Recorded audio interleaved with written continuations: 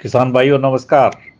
आज का विषय हम आपके लिए लाए हैं गन्ना पेड़ी प्रबंधन, जो आज के समय के अनुसार बहुत ज़रूरी है और जिस पर हमें काम करने की ज़रूरत है। सबसे पहले हम बात करते हैं कि गन्ना पेड़ी के लाभ क्या हैं। देखिए, आपको पता है कि अगर आप पेड़ी गन्ना उगा रहे हैं तो आपको खेत की तैयारी की आवश्यकता नहीं है। पौधे गन्ने की कटाई के बाद ही आपकी पेड़ी गन्ने का फुटाव शुरू हो जाता है। साथ ही साथ आपका बीज का कोई खर्च नहीं होता है, श्रम की बचत होती है, मैन पावर की बचत होती है। गन्ने का जैसे बीज तैयार करना, टुकड़े काटना, बुआई आदि करने की आवश्यकता नहीं होती है। और इससे आपकी ज़मीन की उपजाऊ शक्ति भी बढ़ती है, क्योंकि जो पत्तियां और फसल के अवशेष पौधे गन्ने के जो उसमें ज़मीन में गिर जाते हैं वो सड़कर कार्बनिक पदार्थ के रूप में तब्दील हो जाते हैं। इससे आपकी ज़मीन की उपजाऊ शक्ति बढ़ती है और यह फसल कम से कम 1 महीना पहले पककर तैयार हो जाती है, जिससे आपकी पर्चियां शुरू में मिल जाती है और चीनी मिल चलने पर आप इसका गन्ना सही समय पर गन्ना सप्लाई करके अपने गेहूं की बुआई भी कर सकते हैं। और इसमें लागत नेचुरली, क्योंकि कई एक्टिविटीज़ इसमें हमको नहीं करनी पड़ती, बीज का इस्तेमाल हमको नहीं करना पड़ता, तो पौधे गन्ने के मुकाबले इसमें लागत भी कम आती है।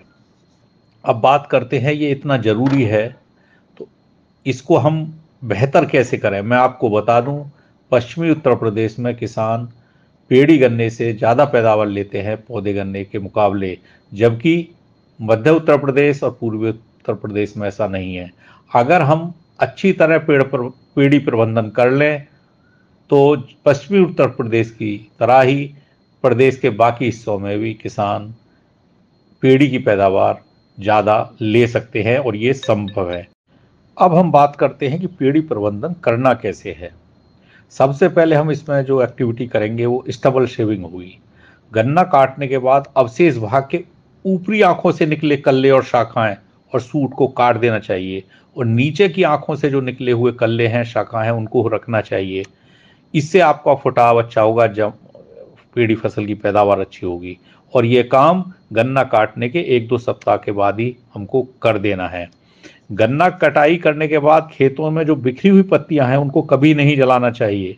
इससे वातावरण भी प्रदूषित होता है और इससे जैविक खाद का नुकसान भी होता है। मैं आपको बता दूं कि अगर हम उन पत्तियों को अपने खेत में सड़ा देंगे तो इसमें आधा परसेंट नाइट्रोजन, 0.2% फॉस्फोरस और 0.8% तक पोटेशियम जमीन को मिलती है। और अगर आप पत्ती जलाएंगे तो उससे आपके जो मित्र कीट हैं जमीन के अंदर या केंचुए हैं उनको भी नुकसान पहुंचेगा। और अगर हम नहीं जलाएंगे तो उससे मित्र कीटों को बचाव होगा और आपकी ज़मीन की उपजाऊ शक्ति बढ़ेगी।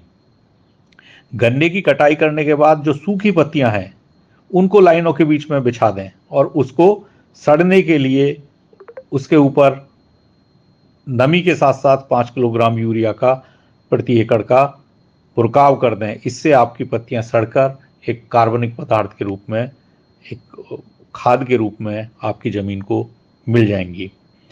गन्ने की फसल में गन्ना पेड़ी का अच्छे से फुटाव हो, इसके लिए फसल की कटाई के 20 दिन के अंदर ही हमको 80 kilogram urea, 150 kilogram single super phosphate और म्यूरेट ऑफ पोटास की 50 किलोग्राम मात्रा पर हेक्टेयर के हिसाब से खेत में डालना चाहिए। इसके अथवा सिंगल सुपर फास्फेट 10-26-26 का 100 किलोग्राम मात्रा और 50 किलोग्राम यूरिया की खाद को मिट्टी में मिला दें। इससे आपकी फसल की फुटाव अच्छा होगा और फुटाव अच्छा होगा तो आपकी पैदावार बेहतर होगी।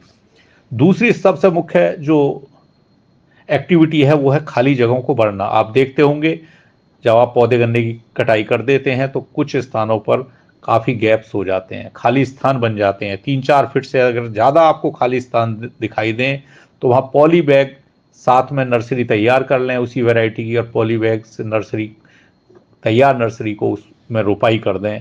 इससे आपकी जो खाली स्थान है वो भर जाएगा। एक और बहुत ज़्यादा समस्या आती है पेड़ी गन्ने में, वो है खरपतवार और घास की। अगर इसका सही से नियंत्रण नहीं किया गया तो इसका पैदावार पर बहुत ही विपरीत प्रभाव पड़ता है। तो खरपतवार नियंत्रण के लिए समय समय पर कस्सी से, कल्टीवेटर से या रेटून मैनेजमेंट डिवाइस एक आती है, उससे हमें उसको मैनुअली नष्ट करते रहना है, खरपतवारों को नहीं बढ़ने देना है। अगर उसके बाद भी आपका खरपतवार नियंत्रण नहीं होता तो उसके लिए एक केमिकल है मेट्रोब्यूजिन 70%, 400 ग्राम दवा को 200 लीटर पानी में मिलाकर छिड़काव कर दें। इससे आपका खेत में खरपतवार नष्ट हो जाएगा और आपकी पैदावार पर कोई विपरीत प्रभाव उसका नहीं पड़ पाएगा। इसके साथ साथ गर्मी के मौसम में गन्ने में सिंचाई की आवश्यकता मिट्टी के अनुसार, पानी की उपलब्धता के अनुसार देखते हुए और मौसम को देखते हुए आप करें। यदि गर्म मौसम है, शुष्क हवा है और लू चल रही है, सूखा है, तो पानी की आवश्यकता के अनुसार सिंचाई की मात्रा बढ़ा दें, अंतराल कम कर दें। और अगर आपका मॉइस्चर है ज़मीन में तो इस समय को आप बढ़ा सकते हैं। लेकिन फसल की कुछ अवस्थाएं जैसे अंकुरण के बाद या वेजिटेटिव ग्रोथ के बाद के समय या मैच्योरिटी के समय पानी की आवश्यकता बहुत ज़रूरी है। उस समय आप सिंचाई का प्रबंध रखें और पानी की आवश्यकता के अनुसार सिंचाई करते रहें, उसमें बिल्कुल कमी ना आने दें, क्योंकि ये एक मुख्य बिंदु है जो आपकी गन्ने की पैदावार को सीधे सीधे कंट्रीब्यूट करता है और इससे विपरीत परिस्थिति पैदा हो सकती है पैदावार में अगर हमने सिंचाई का ध्यान नहीं रखा। इसके अलावा एक और एक्टिविटी है कि गन्ना गिरता बहुत है।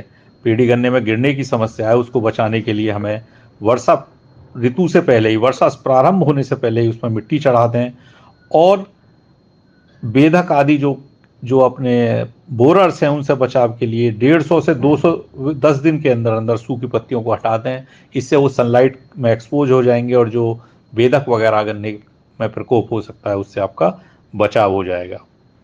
एक और मुख्य एक्टिविटी गन्ने की फसल को बचाने के लिए, गिरने से बचाने के लिए, खासकर वर्षा ऋतु में जब आंधी तूफान के साथ वर्षा आती है तो गन्ना गिर जाता है, तो उसके लिए हमें बधाई अवश्य करनी है। कम से कम 3 बार गन्ने को की बधाई करें।